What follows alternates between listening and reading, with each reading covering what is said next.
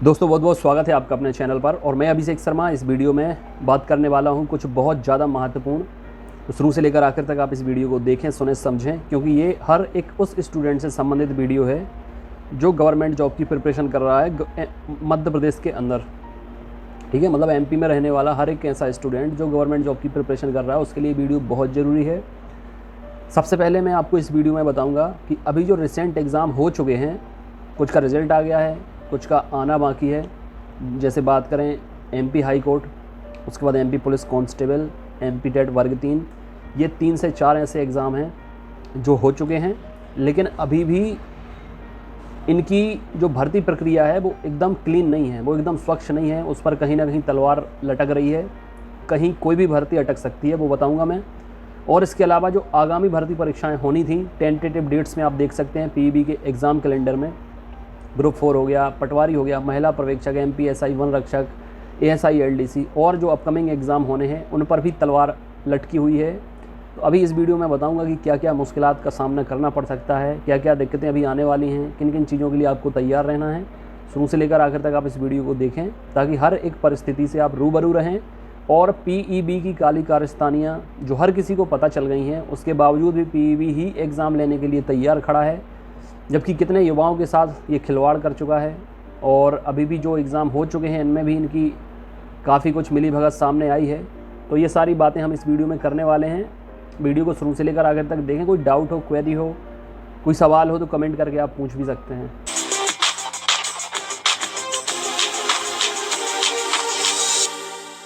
तो सबसे पहले हम बात करने वाले हैं, फ़िलहाल सबसे पहले हम बात करेंगे जो एमपी हाई कोर्ट का एग्ज़ाम हुआ था। एमपी हाई कोर्ट का एग्ज़ाम हाई कोर्ट ही लेता है, उसका पीईबी से कोई लेना देना नहीं होता। तो एमपी हाई कोर्ट का जो एग्ज़ाम हुआ था प्री हो चुका था, अभी मेंस होना था यानी टाइपिंग टेस्ट होना बाकी था। लेकिन ये भर्ती भी कोर्ट में गई, याचिका लगाई गई, उसके बाद फ़िलहाल जो सुनवाई में हुआ है वो ये आया है कि इसका रिवाइज रिजल्ट बनाया जाए, 10 दिन के अंदर पेश किया जाए, उसके बाद फिर जो आगे की प्रक्रिया है वो आरंभ की जाए। पहला, हाई कोर्ट की भर्ती कोर्ट में जाके अटकी, लग रहा था कि सभी कुछ सही से होने वाला है, लेकिन ये भर्ती भी जाके कोर्ट में अटकी है। अब जब रिजल्ट आएगा उसके बाद आगे की प्रक्रिया होगी। बात करें एमपी पुलिस कांस्टेबल की, अब जैसा एमपी हाई कोर्ट में हुआ है, रजिस्ट्रार ने कहा था कि हमने पहले चरण में आरक्षण नहीं दिया है, हम इसके बाद आरक्षण उसी हिसाब से देंगे जैसा संविधान में है, जैसा कानून में है। ठीक है, लेकिन बिल्कुल वैसा ही हुआ है एमपी पुलिस कांस्टेबल में। महिलाओं को, फीमेल्स को आरक्षण नहीं दिया गया है, एक्स सर्विसमैन को आरक्षण नहीं दिया गया है, बिल्कुल वैसा ही किया गया जैसे एमपी हाई कोर्ट में किया गया था।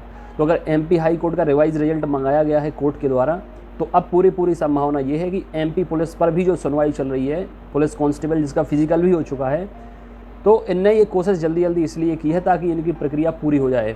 लेकिन इनकी भी काली कारस्तानियाँ जो हैं वो सामने आई हैं। कोर्ट में इसका भी जो याचिका है वो पेंडिंग है, इस पर भी जल्दी सुनवाई है। और अगर एमपी हाई कोर्ट के एग्ज़ाम में रिवाइज रिजल्ट मंगाया गया है, बोला गया है कि पहले चरण से लेकर आखिर तक आपको आरक्षण उसी हिसाब से देना होगा जैसा अभी दिया जा रहा है बाकी एग्ज़ाम में। तो एमपी पुलिस कांस्टेबल में भी वैसे ही आरक्षण अगर देने के लिए कोर्ट बोलता है तो इसका भी रिवाइज रिजल्ट आएगा, और एक्स सर्विसमैन हो चाहे फीमेल हो उनको भी मौका मिलेगा। अब बात करते हैं एमपी टेट एग्ज़ाम की, वर्ग 3 एग्ज़ाम की। तो एमपी टेट वर्ग 3 एग्ज़ाम में तो सबको पता है कि पेपर लीक हुआ है, और पेपर लीक हुआ था 25 मार्च का। अब इस पर भी सुनवाई होनी है और इसकी भी पूरी संभावना ये है कि ये एग्ज़ाम आपका कैंसिल होगा। मैं नहीं कर रहा एग्ज़ाम कैंसिल, ठीक है ना, मैं रिजल्ट ला रहा हूँ, जो प्रक्रिया है उसके तहत ये एग्ज़ाम कैंसिल होना लग रहा है, जैसा कि कोर्ट के द्वारा कहा जाएगा। क्योंकि कोर्ट पार्शियलिटी तो करेगा नहीं, जैसा एक एग्ज़ाम के साथ कर रहा है वैसा ही दूसरे एग्ज़ाम के साथ कर रहा है, वैसा ही तीसरे एग्ज़ाम के साथ कर रहा है। लेकिन मिर्ची उनको लग रही है जिनका हाई स्कोर हुआ है, अब चाहे तुक्के में हुआ हो चाहे मेहनत से हुआ हो, क्योंकि मैं देखता हूँ कि उन्हें बहुत ज़्यादा तकलीफ़ हो रही है जिनने हाई स्कोर किया है। लेकिन अपनी तकलीफ़ तो सबको समझ में आती है, उनकी तकलीफ़ समझ में नहीं आ रही है कि जो कैंडिडेट बाहर हो जाएंगे किस वजह से, इस वजह से कि पेपर लीक हुआ है, पेपर ख़रीदा गया है, उस वजह से जो जेन्युइन कैंडिडेट हैं, जो मेहनती स्टूडेंट हैं, वो कहीं ना कहीं बाहर हो जाएंगे और फर्जीवाड़ा होके 420 420 ही करने वाले लोग अंदर हो जाएंगे। तो ऐसी तो हालात हैं कि मतलब जिसका टॉप स्कोर है वो चाहता है भले ही एक भर्ती हो मैं हो जाऊं, दूसरे ना हो, मुझे उससे कोई लेना देना नहीं है। बस स्वार्थ की ये दुनिया है। मैं अभी देख रहा हूँ बहुत सारे कैंडिडेट कमेंट भी करते हैं तो ऐसा लगता है कि बस यही एक ईमानदार हैं इस दुनिया में और बाकी जितने लोग हैं वो सब फर्जीवाड़े से चल रहे हैं। अगर गलत हुआ है एग्ज़ाम में 1%, गेहूं के साथ साथ घुन भी पिसता है तो पिसोगे आप लोग, तैयार रहो। बहुत जल्दी सुनवाई होने वाली है इसी सप्ताह में। एमपी पुलिस कांस्टेबल का जो भी है वो आ जाएगा और एमपी टेट वर्ग 3 की भी तस्वीर साफ़ हो जाएगी। अब मैं बात करूं आने वाली जो परीक्षाएं हैं उन पर क्यों संकट मंडरा रहा है। तो आपको पता होगा कि पीईबी एग्ज़ाम कैलेंडर में, सबको ये भी पता है कि अगले साल चुनाव होने हैं, भर्तियाँ आनी है। पीईबी एग्ज़ाम कैलेंडर में भी बहुत सारे एग्ज़ाम दिख रहे थे, अभी तक नोटिफिकेशन भी आना शुरू हो जाना था। लेकिन होता क्या है कि पीईबी में अभी जो कंट्रोलर थे, जो चेयरमैन थे या जो उनकी टीम थी, उनमें से कुछ ऐसे अधिकारी हैं जिनका रिटायरमेंट हो गया है, तो उनने दबा के पैसा खाया है। न्यूज़पेपर में भी कई बार आया है। उसके पहले जो थे उनने भी अच्छा पैसा खाया है। अलग अलग नाम से अलग अलग खाते खुलवाए रहते हैं अलग अलग बैंक में, करोड़ों रुपए वहाँ पर जमा है, धनराशि इकट्ठी कर ली है, 500-500 करोड़ रुपए इकट्ठे कर लेते हैं, स्टूडेंट को लूट लाट के पूरा क्लियर कर लेते हैं मामला। उसके बाद एग्ज़ाम हो ना हो, भर्ती हो ना हो, उन्हें उससे कोई लेना देना नहीं होता है। भाई अगर वर्ग 3 में आपको बीएड वालों को नहीं लेना है तो उनसे फॉर्म क्यों भराया गया, और अगर नहीं लोगे तो उनके पैसे वापस करोगे क्या आप। इससे ये लोग पल्ला झाड़ लेते हैं और कहेंगे कि वो तो पुराने कंट्रोलर थे, पुराने चेयरमैन थे, उनने ये सब करा लिया, इसके लिए हम जिम्मेदार नहीं हैं। अभी हो क्या रहा है, बहुत सारे ऐसे कॉलेजेस हैं अलग अलग जगह के कि जहाँ पर एग्ज़ाम कंडक्ट होते हैं, लेकिन हुआ ये है कि एमपी टेट का एग्ज़ाम ले लिया उन कॉलेजेस ने, एमपी पुलिस कांस्टेबल का एग्ज़ाम भी ले लिया उन कॉलेजेस ने, लेकिन उनका अभी पेमेंट नहीं हुआ है। जो भी एग्ज़ाम्स उनने लिए हैं, पेमेंट पीईबी को करना था। पीईबी जो एग्ज़ाम फॉर्म भराती है तो पूरा पैसा पीईबी के खाते में जाता है। उसके बाद जब एग्ज़ाम कंडक्ट हो जाते हैं उसके बाद पैसे दिए जाते हैं कॉलेजेस को, लेकिन हिसाब क्लियर नहीं हुआ है। 3 करोड़ रुपए का हिसाब करना बाकी है, लेकिन पीईबी का कहना है कि हम हिसाब किताब क्लियर कर चुके हैं और कॉलेजेस का कहना है कि अभी हमारे पैसे हमें नहीं मिले हैं, इसलिए आगामी जितने भी भर्ती परीक्षाएं आप करोगे इनके ऑनलाइन एग्ज़ाम हम अपने कॉलेज में नहीं करवाएंगे। तो जब इन्हें कॉलेज नहीं मिलेंगे तो ये एग्ज़ाम कहाँ से करवाएंगे। और सबसे बड़ी बात, अगर एमपी पुलिस कांस्टेबल या वर्ग 3 एग्ज़ाम कैंसिल होता है तो ये एग्ज़ाम फिर से कराने पड़ेंगे, और अन्य जो एग्ज़ाम होने हैं वो तो आपको दिख ही रहेंगे, इनकी डेट्स अभी आगे बढ़ जाएगी। टेंटेटिव डेट मतलब संभावित डेट है वो अभी आगे बढ़ जाएगी। तो खाने के लिए तो पीईबी में जितने भी लोग 8-10 लोग बैठे हैं, इनका ना तो पेट फट रहा है ना मुंह थक रहा है चलाते चलाते, इतना पैसा खा चुके हैं। बददुआओं से लोग मर रहे हैं, पीईबी के अधिकारी मर रहे हैं, इतनी बददुआएं लग रही हैं स्टूडेंट्स की, लेकिन इनकी अकल ठिकाने नहीं आ रही है। मतलब और तो हर जगह बुलडोज़र चल रहा है, लेकिन मुझे ये समझ में नहीं आता कि मामा जी पीईबी के ऊपर बुलडोज़र क्यों नहीं चला रहे हैं, इन्हें संरक्षण क्यों दे के रखा है। पूरा मध्य प्रदेश बर्बाद करने की जिम्मेदारी पीईबी को लेना चाहिए। जितनी बेरोजगारी बढ़ रही है पीईबी को इसकी जिम्मेदारी लेना चाहिए। पीईबी ने कितने बच्चों का कैरियर ख़राब कर दिया, कितना तबाह कर दिया। और अगर अभी भी ये एग्ज़ाम बहुत अच्छे से कराए होते तो चलो ठीक है कि इतना तो कम से कम हो जाता कि जो बच्चे एग्ज़ाम दे चुके हैं इन्हें रोज़गार मिल जाता, इन्हें जॉब मिल जाती। लेकिन अब ये एग्ज़ाम फिर से आधार में अटक गए हैं, इन पर फिर से खतरा मंडरा रहा है, और आगे वाले एग्ज़ाम का तो अभी कुछ कहना साफ है ही नहीं। ये कौन बीच का मीडिएटर कौन बनेगा, कौन बताएगा कि ये पैसे दे चुके हैं या नहीं दे चुके हैं। सरकार को नज़र रखनी चाहिए, सरकार को इनकी लगाम खींच के रखनी चाहिए, पीईबी के अधिकारियों को लताड़ना चाहिए, कोई भी खामी कोई भी गड़बड़ी नहीं दिखनी चाहिए।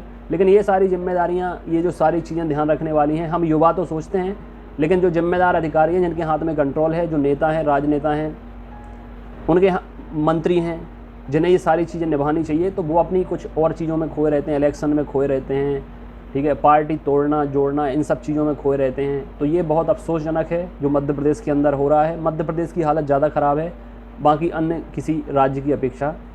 मैं बस यही चाहूँगा कि सरकार को थोड़ी ध्यान पीईबी के ऊपर देना चाहिए। मध्य प्रदेश में बेरोजगारी बढ़ रही है, उन पर देना चाहिए। जितने विभाग में खाली पद हैं उन्हें जल्द से जल्द भरने की कोशिश करनी चाहिए। ऑनलाइन एग्ज़ाम का सभी लोग बहिष्कार कर रहे हैं। महीनों एग्ज़ाम की नौटंकी हमें नहीं चाहिए कि एक एग्ज़ाम महीनों चल रहा है, बल्कि हमें ये चाहिए कि एक महीने में 2-4 भर्ती एग्ज़ाम हो जाए तो बहुत अच्छा है। जितने विभाग में पद खाली हैं वो फटाफट निकलें, बार बार एग्ज़ाम फीस न ली जाए, एक बार फॉर्म भराए जाएँ, उसी से सभी की भर्ती की जाए, या जैसा भी आपको करना है आप कर सकते हैं, लेकिन पीईबी से एग्ज़ाम ना कराया जाए, क्योंकि पीईबी बहुत ज़्यादा भ्रष्ट संस्था हो चुकी है। इस पर किसी को 1% भरोसा नहीं है, और आँखों का देखा हुआ भी ये लोग झुटलाते हैं कि नहीं ऐसा नहीं है, हमने बहुत सब सही से किया है। सब कुछ चीज़ें पकड़ में आने के बावजूद भी ये लोग अपनी सफाई देते रहते हैं, किसी को 1% भरोसा नहीं है। इसलिए हम चाहते हैं कि आगामी जो परीक्षाएँ वो पीईबी के द्वारा ना ली जाएँ, कोई अन्य संस्था इसका एग्ज़ाम कंडक्ट कराए, ऑफलाइन एग्ज़ाम हो, हर ज़िले में इसका सेंटर होना चाहिए, 1 महीने के अंदर रिजल्ट आना चाहिए। ये सारी चीज़ें सरकार को ध्यान देनी चाहिए। अदरवाइज़ अगले साल चुनाव हैं, अगर युवाओं ने ठान लिया तो बहुत मुश्किल, युवा गेम चेंजर होते हैं। कम से कम ये समझिए कि 40-50 लाख युवा बेरोजगार हैं। 40-50 लाख वोट बहुत ज़्यादा होते हैं किसी भी सरकार को गिराने या उठाने के लिए। इसलिए सरकार पिछले 3-4 साल में तो कुछ खास नहीं कर पाई है मध्य प्रदेश के युवाओं के लिए, लेकिन अब इलेक्शन के टाइम पे ही अगर कुछ भला कर देती है तो चलो भरपाई हो सकती है, लेकिन बहुत गंभीरता से इस विषय में सोचना पड़ेगा। जो भी शिक्षा मंत्री हैं, जो भी जिम्मेदार मंत्री हैं, राजनेता हैं, उन्हें ये चीज़ें सोचना चाहिए। वीडियो को शेयर करें ताकि उन तक पहुँचे जिन तक पहुँचना चाहिए। आप लोगों के मन में कोई डाउट हो, कोई सजेशन हो, कोई क्वेरी हो तो आप कमेंट करके पूछ सकते हैं। बाकी उम्मीद ये है कि शायद कुछ अच्छा हो। बाकी जो होता जा रहा है वो तो सब कुछ देखता ही जा रहा है। जिसका सिलेक्शन हो जाता है वो भी सिक्योर नहीं रहता है, क्योंकि कोर्ट से क्या फैसला आ जाए उसको पता नहीं चलता, और जिनका नहीं हुआ है उनका कब सिलेक्शन हो जाए। अजब गजब एमपी की अजब गजब कहानी है। अपनी सेहत का ख्याल रखें। God bless you, take care.